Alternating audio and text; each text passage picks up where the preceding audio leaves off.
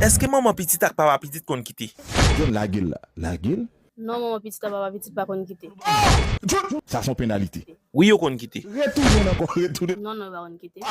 Et tout dégâts ça le là? Si yo pas kon quitter, ou ba raison fait maman petit ak papa petit pas kon quitter. Ça m'a coupé yo, la gueule papa. En raison qui fait me ka di maman petit papa petit pas qu'on quitter. Tout autant yo gen dialogue entre yo même yo pas quitter. Tout autant si moun a envie, papa envie, maman envie, yo pas quitter. Tout autant yo gen accès pour yo rencontrer, yo pas quitter. À cause de ti moun nan, ça vient faire yon gen autorité sur l'autre. N'importe ça yo vle faire, yo ka fait.